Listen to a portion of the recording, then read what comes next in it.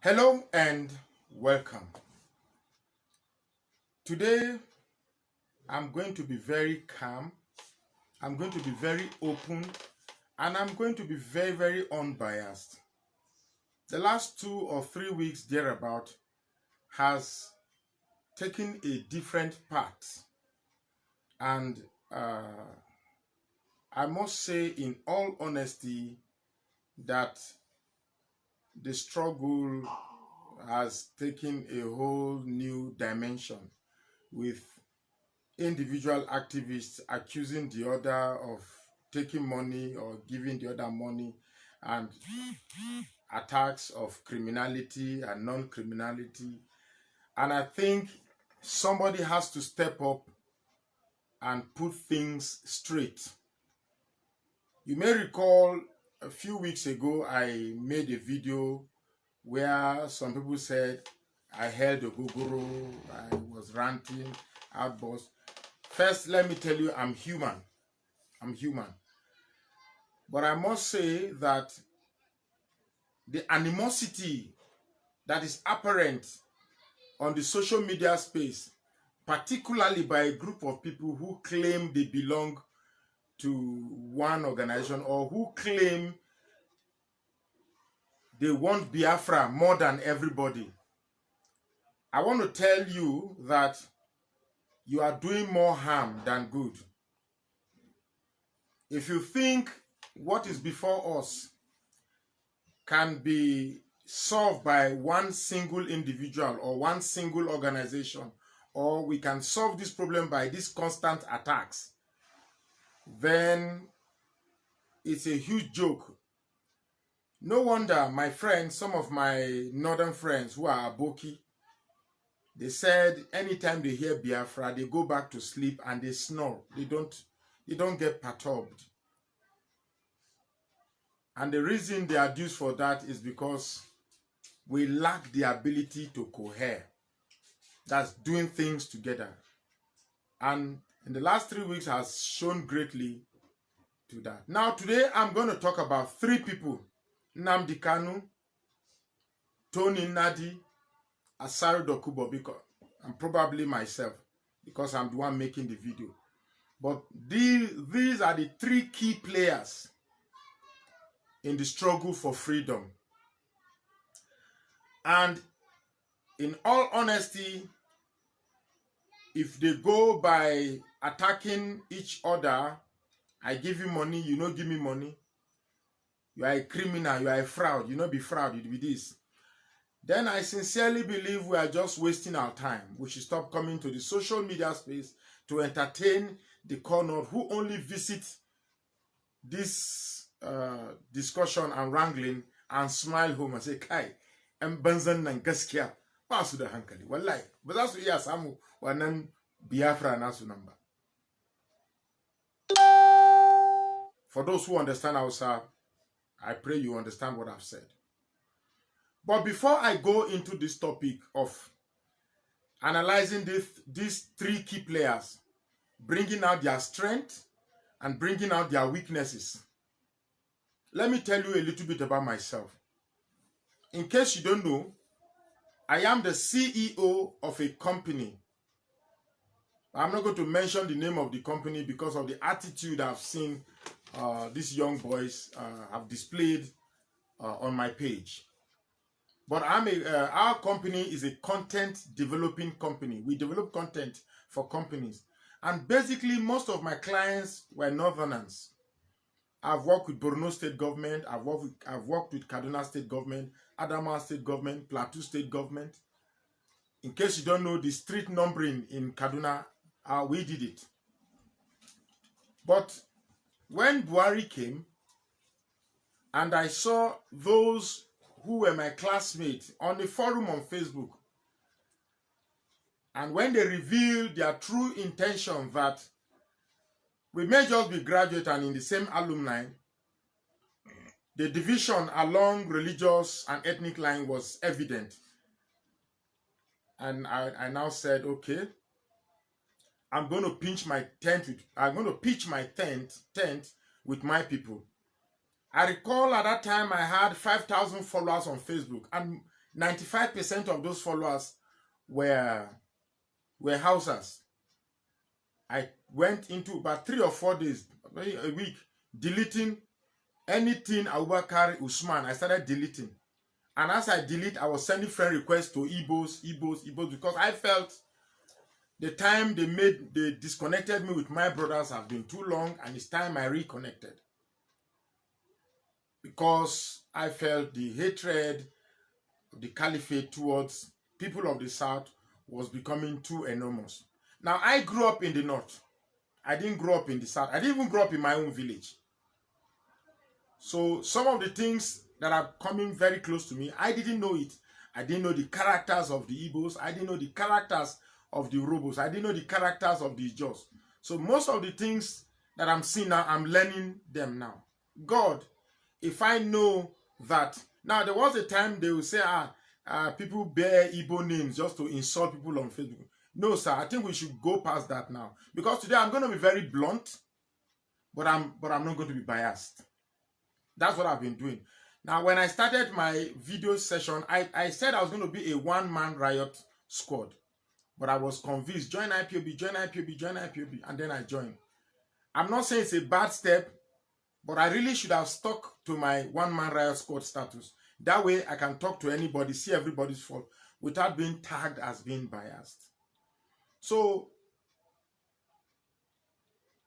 now when I took the decision to align with my people in the South, I lost all my clients who are mostly Northerners because they refused giving me jobs.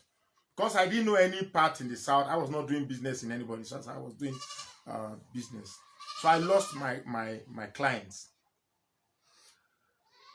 But I didn't mind because I felt, as at the time, I was loved and I was being followed by a lot of people. I was getting support from my people. And when I say my people, I mean the Igbos, the Urhobos, the Ijos, everybody in the South were my people. But I got so irritated when I saw that the struggle was having a different meaning from what I have going into the struggle. And that these are the things that led to my outburst.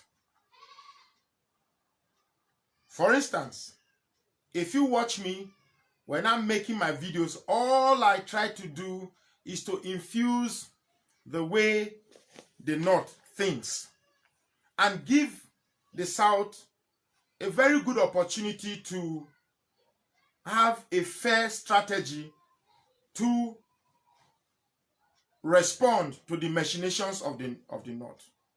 I have never at any point made my videos about the supremacy of the Urhobos, about the Urhobos, or about anything. All I want is for the people. I've always emphasized on the people because at the end of the day, it is the people. Now, for those who say they don't see me mention Biafra, they don't mention Biafra. Now, I have a good reason because we have too many Biafra. We have Biafra according to Asari Dokubo. We have Biafra according to Nnamdi Kanu. We have so many types of Biafra. So when I pump my fist, I say, all hail Biafra. Which of the Biafra am I hailing? Because we must have one ideology. And which was why, at the end of the day, I brought the analogy of the buffalo. Because the lion, one lion cannot take down the buffalo. The Fulani nation cannot take down the Urhobo nation if it were to be Fulanis and Urhobo.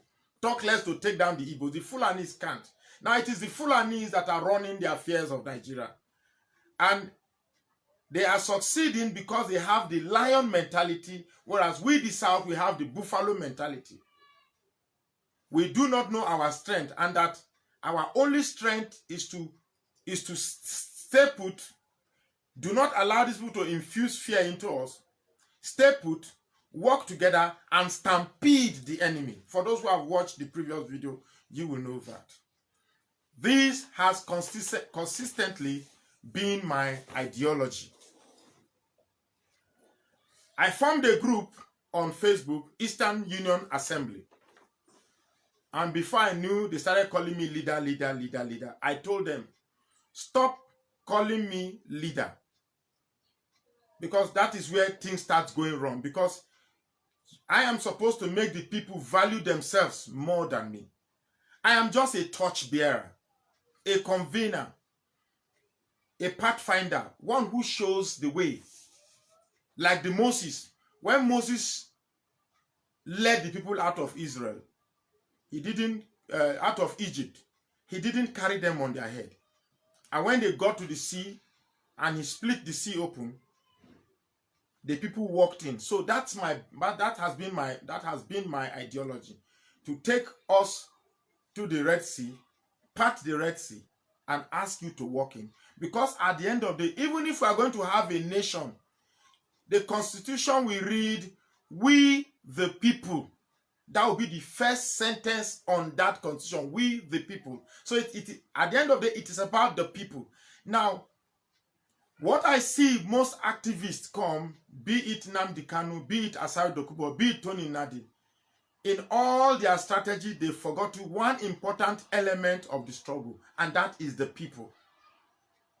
In some instances, I've even tried to alert the people on how important they are in this struggle.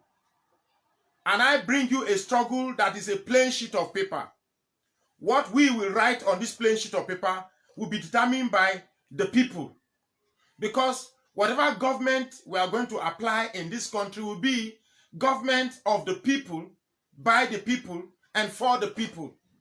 At the end of the day, it is the people that you hear, not government of Magnus, by Magnus, for the people. I am nobody close to measuring with the struggle, close to measuring with the people, and close to measuring with the interests of the region. Now, recent videos that I'm seeing, Magnus Oraka coming to social media, holding Ogoro and shouting. Asari Dokubo claiming Ijos are older than Igbos. Nnamdi Kanu saying he gave Asari Dokubo 20 million naira. Tony Nnadi claiming he has a super template that solves everything. Well, today I'm going to analyze these three. I've analyzed myself. I'm not a perfect person, never. So if I show outbursts, it's just a human in me. Now, this Facebook page on which this video is being broadcast is set for delete. It has 7 days more to go offline. If this video is what I'm going to make to be the last video to set things straight so that we all have one cause, so be it, and I'll thank God for that. In one video some time ago, I provided a solution. I said, what we have are activists preaching different ideologies. Nnamdi has a different ideology. Asari Dokubo has a different ideology. Tony Nnadi has a different ideology. And I prayed, I said, okay, somebody should provide a venue. And indeed, somebody provided a venue in Canada, so that all of us will meet there in an enclosed environment.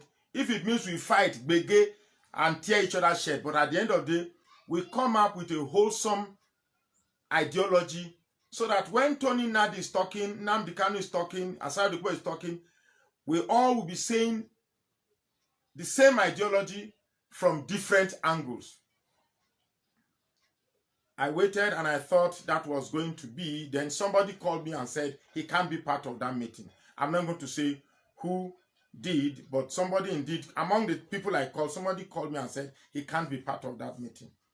And that is very, very sad if you ask me. So let's start the analysis. Let's take Nnamdi Kanu. I've already analyzed myself. You get me? Okay, my strength. Let me start with myself. Magnus Oraka. My strength so far, that I think, and it's entirely my opinion, I stand corrected, is that I have attempted to develop a unique strategy of approaching the subject via uniting the people. Because at the end of the day, I believe the buffalo mentality, if I'm able to take it away from the conglomerate of Southerners in the region, would give us a fair chance of fighting a common enemy. That has been my weakness, and even though I think that is one step forward, I didn't claim it is the ultimate solution of the people of the South. But my weakness, on the other hand, as a matter of fact, I have two weaknesses. My utmost weakness is that I'm very emotional. I get touched by feelings. And that is like a lot of people ask, why did I do that outburst? They didn't know. On Simon Ekpa's wall, I saw people abusing my mom. They were insulting my mother, and my mom died without tasting a kobo from me.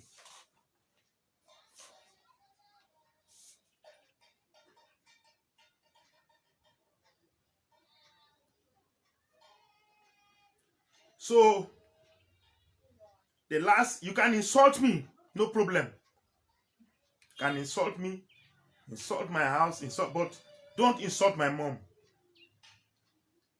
Do not insult my mom, please. It might be a joke, you may not know, so that when you insult people, you don't know where it touches them. So please say I'm a gogoro drinker, I'm a useless man, but don't go my mom's side, please. And that was what resulted to my outburst, because I saw thousands of people insulting my mom. They didn't know who my mom was. They didn't know anything. Somebody who spent most of her time trying to bring her son up. And please, that's it. And I've just displayed one of my weaknesses. I'm very emotional. Very, very emotional. And then my second weakness was that when I chose to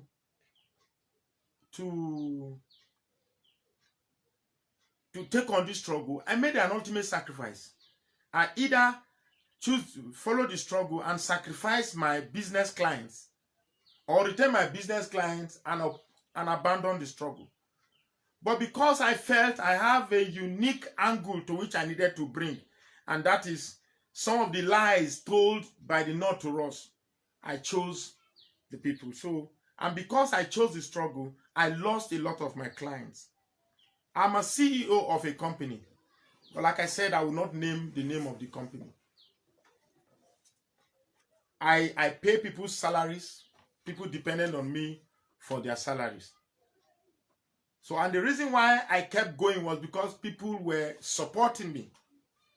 But when it came to the point where people were now posting monies that they gave to me, claiming that they are supporting me on social media, that was the last straw, and I felt I can't do this again, which was why I decided to take down this page so that I can revive my business and not put eye on people to support me. And it's a shame that you could give somebody money and then only to turn back later and post it that you gave so person money. That's it. So, like me, I don't believe any activist is superior to another activist, or one activist has more solution than the other. Now, what is happening with these three is that everybody thinks he has the ultimate solution, which is wrong. Nobody is perfect, and therefore whatever comes from you cannot be perfect, cannot be all-encompassing, cannot be all-smothering. There must be a limit, and when you have a template, keep it down. So let's start with Nnamdi Kanu. One of Nnamdi Kanu's greatest strengths, because I said I'm going to measure strength, weakness, and way forward. Way forward. So I will leave the way forward for the end. You get me? Nnamdi Kanu's greatest strength is that he has awakened the media space. He has awakened the mindset of people. That I cannot take away from him. In as much as I don't like most of his ways and approach and ideologies, I cannot take that singularity away from him. But you see, I think, and then the crowd that he has is of utmost importance to this struggle, because you cannot, in all honesty, be making a struggle when you don't have the crowd, those who are willing to sacrifice their lives if need be. So he has all these things. But the weakness here is this, and I must say this, like I said, I stand corrected. Even though he preaches that it is religion of everybody, but then he has not been able to think outside his ethnic proclivity, outside his ethnic inclination. I think Nnamdi Kanu is fired up by history of what was done to the Igbo people, and this is time to liberate his people who were maltreated in Nigeria, who were murdered in the genocide of the Civil War. I think that is what drives him the most. But the danger of this weakness is this. Everybody in that region has a pain to draw from history if we all decide to go to history. Because like I said, each time I hear like Simon Ekpa, for instance, which was what I told him, I met him, I told him, not that I apologized that I came back to anything. I just told him that the style, your style of preaching is not bad, because these are young minds. These are young minds. Most of them were born in 80s, early 80s, stroke late 80s. Most of them are 25, 30, 50. If you keep feeding this mind that in the past they killed their brother, a young man called me a brother and said, anytime he hears Nigeria, the only thing that comes to his head is the Kwashiorkor reading children of the Civil War. So if you keep reminding these people and feeding them with pain, feeding them with apathy, feeding them with grievances, all they have at the end of the day is bitterness. You're blocking the light. All they have at the end of the day is bitterness. And when somebody is bitter, this is why you have a lot of them on social media abusing and insulting. You know, at one point, I woke up this morning, I said, look, it's really not the fault of these people that are insulting. It's really not their fault. They are a product of what they hear. And a man is a product, they say, out of the abundance of the heart, the mouth speaketh. So, man is a product of what he hears.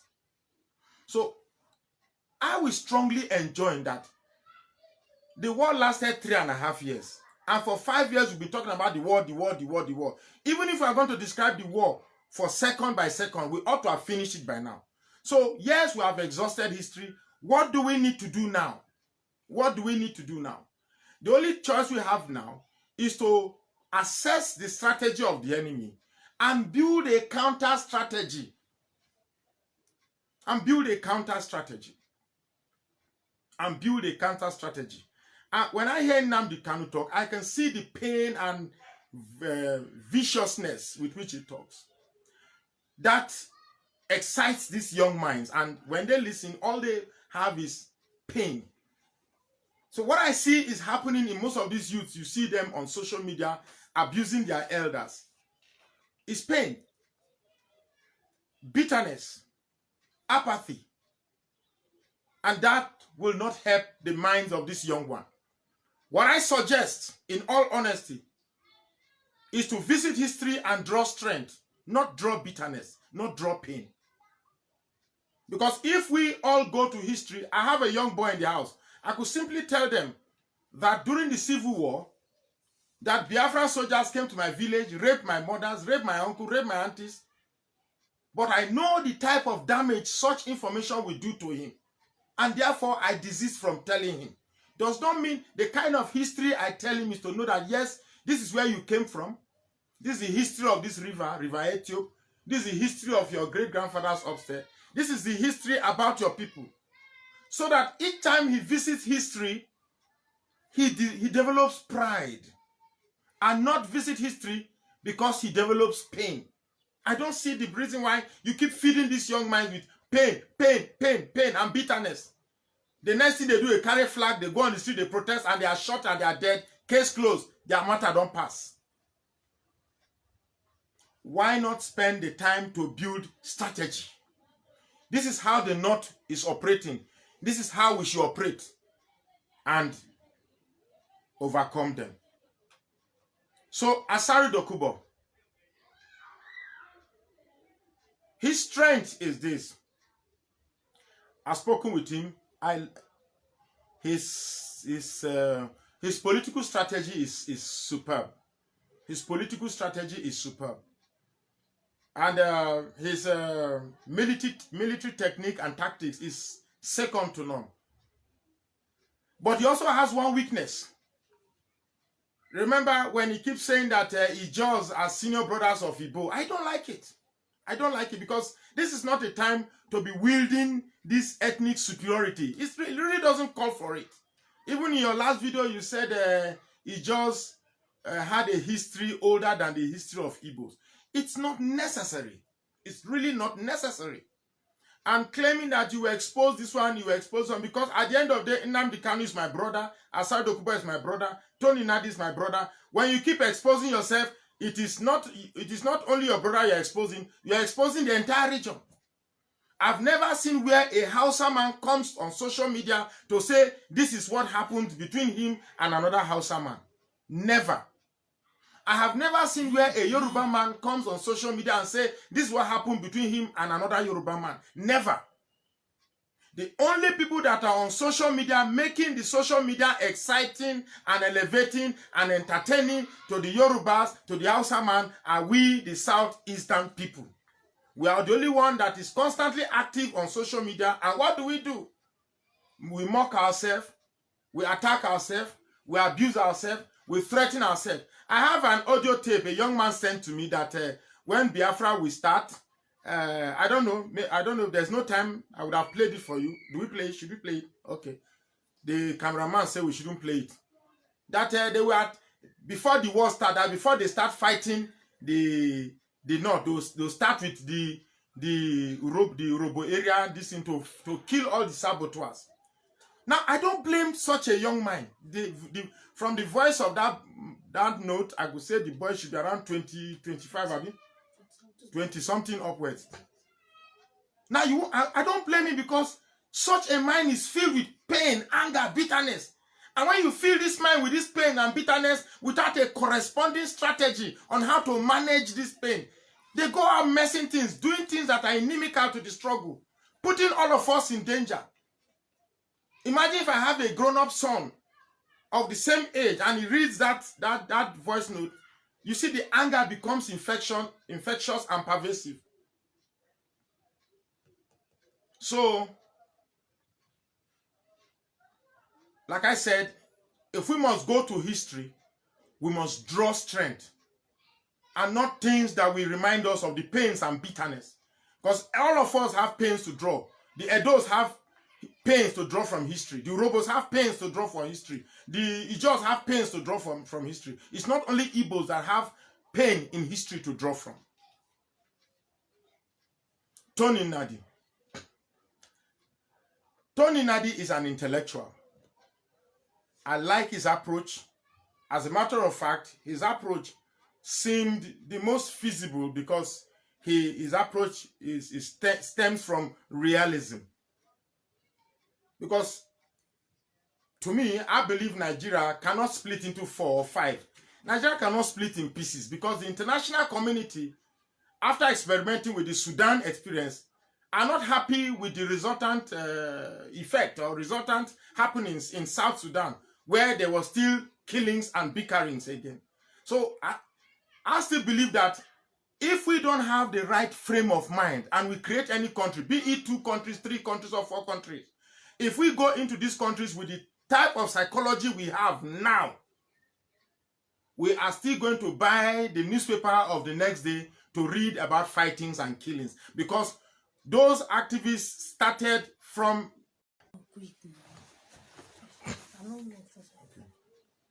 Is it starting? Now, like I was saying, please do not call this line. Do not call this line. We need to start building a psychology that reconciles people so that the psychology of the Igbo man is the same thing with the psychology of the Urobo man. It's the same thing, it's the same psychology with that of the Ijo man. So that when something is happening to the Urobo man, the Igbo man reacts. When something is happening to the Igbo man, the Ijo man reacts, the Calabar man reacts, the Edo man reacts. Because we've been able to sow a uniquely encompassing psychology, so much so that there is synergy and synchrony among this psychology. But you see, what we have today is psychology of the Igbos, psychology of the Yorubos, psychology of the Edo, psychology of this thing. So that is why these differences are able to permeate freely. Tony Nadi is saying that somebody should bring a template. If your template is better than his template, then they will adopt the template that is superior. My question is, who will measure these templates? The same you? So I think we should make this struggle less about ourselves. Because if honestly we are thinking about the people, nobody will be saying that I cannot be part of any meeting. Because clearly we have diverse ideologies and that is separating everybody. So if we have a forum, for instance, I'm going into this solution. My solution is this. Let us forget about whether we are fighting for Biafra or Lower Niger or Lower anything. Let's first synchronize. Is anybody hearing me? Is anybody? Let's first work on here. There is something completely wrong with what is here. Something is missing. We need to work on that. Create some form of synchrony. You get me?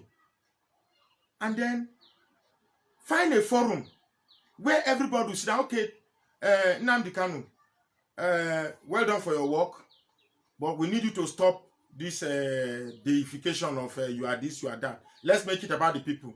Tony Nadi, we know you have a great solution, but since it's not about you, we will add some solution to what you have. Aside the Kubo, we know say blood is hot. We need you in this area in case when there is any gbege, we know say you will take care of that side. Magnus, you understand these people well. So in case we need strategy on how to deal with these people, you will give us a part to play. Now that's strategy. Now that's approach. But to say you are in one corner, I have all the solution. You are in that corner, I have all the solution. You are in that, I have all the solution. That is what is bringing these commotions. So I will strongly beg. First, I will start with these social media warriors. Frankly speaking, if you think what you are doing on social media by abusing everybody and attacking everybody and insulting everybody is going to give you Biafra, you are joking and you are lying. Because your activities on social media is only causing animosity amongst everybody. If truly you believe that Biafra is for everybody, is for robots, is for Ijos and everybody, then why is it that when you see non-Igbo people on social media, you end up attacking them?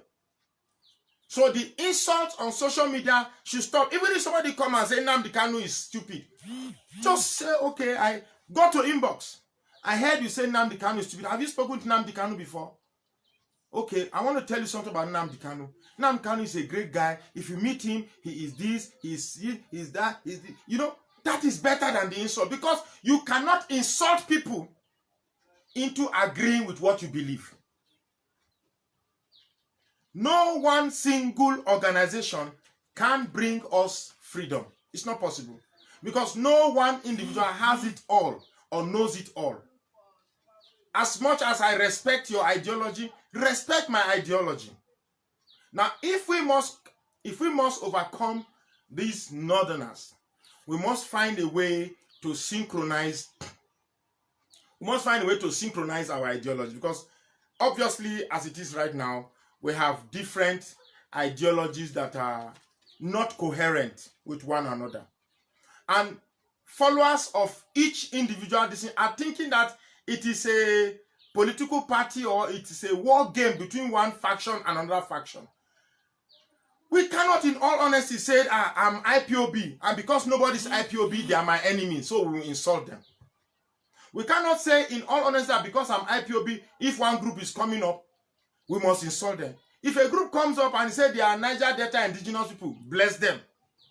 If a group comes up and say they are Midwest, bless them. If a group comes up and say they are IPOB, bless them. If a group comes up and say they are Biafra National Congress, bless them. If a group comes up and say they are Lower Niger Congress, bless them.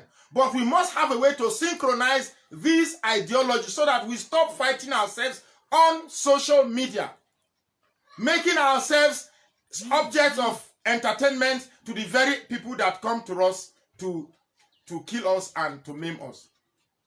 A woman, a reverend sister called me and she was crying, begging me not to go. Please, not to go. A Yoruba guy called me and we spent 2 hours. That he listens to me. Why am I taking down my page, please? That he enjoys my, I don't want to say he said I'm the best, but he said he enjoys my perspective and the way I'm bringing this idea up forward. Apart from the outburst I did, if you notice, if I'm talking, I don't punch feet. I don't say, this, that. Hey, they killed us. You know, in the Civil War, when they did this thing, they will see. Now, these are young minds. These are young minds. When you excite them, they end up becoming nuisances, which is exactly what they are on social media. Insulting and abusing everybody. Please, you can abuse me. Feel free to abuse me. I'm a gogoro drinker. But please don't abuse my mom. You don't know her. She's a very nice woman. She worked very hard. Before she died, she had a stroke, and before you know it, she died while going to hospital. Please do not. I have very good memory of my mom. Do not abuse my mom. Feel free to abuse. I'll be a gogoro drinker, I agree. I'll be a madman, I agree. I'll be a fool, I agree. Call me anything you want to call me, but please, I beg you, do not insult my mom. Finally, I have not made this video to insult anybody. I have not made this video to insult Nnamdi Kanu. Whatever things I said are my opinion, and they may be wrong. Whatever things I said about Asari Dokubo on this video are my opinion and may be wrong. Whatever things I said about Tony Nadi are my opinion and may be wrong. But my intention is to look for a solution. And definitely you agree with me that this bickering, calling this one criminal, calling that one, you gave me 20 million naira. No, you are a fraud. You are this thing. You are a small boy. You know very well and you agree with me that it will not take us anywhere. So I challenge the three of you. Let the person who claims he's more matured and who truly desire peace be the first to say, here is my olive branch and I'm waiting for the next person to come and make peace with me. Whoever makes that first move is the true person that wants freedom and wants Biafra. Thank you very much for listening.